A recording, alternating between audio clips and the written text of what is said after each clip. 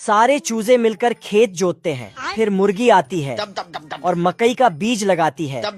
तो ये दोनों गड्ढे को मिट्टी से टोप देते हैं। फिर डब्बे में छेद करके खेत की सिंचाई करते हैं। आज कमाएंगा तो कल बैठकर खाएंगा। कुछ ही दिन में मकई की शानदार फसल तैयार हो जाती है, जिसे देख मुर्गी और उसके बच्चे हे भगवान, तेरी लीला अपरंपार है। अपनी खुशी में शामिल करने के लिए मुर्गी स्वर और बतख को दावत देने जाती है। रोम रोम भाइयों, मेरे घर पे शाम को दावत है, प्लीज आप लोग आ जाना। ना ना, मेरा तो पेट खराब है।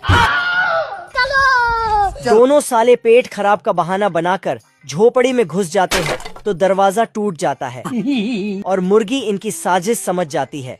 फिर घर जाकर खूब सारा स्वादिष्ट भोजन बनाती है और दोबारा सुअर और बतख को खाने देने के लिए बुलाने आती है। रोटी खा लो। जैसे ही मुर्गी कटोरा देती है, दोनों आपस में कुत्ते बिल्ली की तरह लड़ने लगते हैं। पर जैसे ही कटोरा खोलकर देखते हैं तो उसमें पेट दर्द की दवाई निकलती है।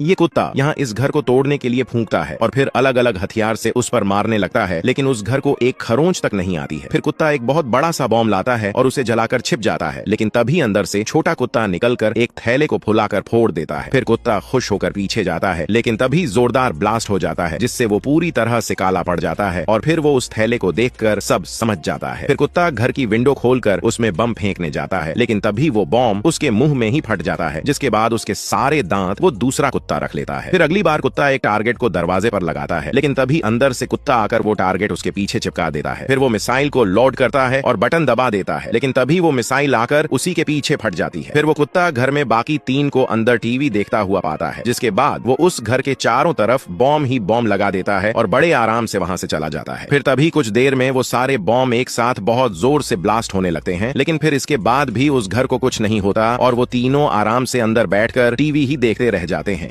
सारी बतख मिलकर घास काट रही थी तो एक छोटी बतख भी हाथ बटाने आती है। 2 भेड़ अपनी पीठ पर उठाकर इसे किनारे पर डालती है। फिर एक गधा बैलगाड़ी लेकर आता है और बकरी उसमें फसल को भरने लगती है। दरअसल ये जानवरों का फार्म है। यहाँ सारे जानवर मिलकर अपने लिए एक नई झोपड़ी बना रहे। आज कमाएंगा तो कल बैठकर खाएंगा। मुर्गी की आवाज लगाते ही सारे जानवर काम पर निकल आते हैं। फिर घोड़े का बच्चा घोड़े को रस्सी पहनाता है, ठीक है, और घोड़ा मशीन से घास की कटाई शुरू करता है।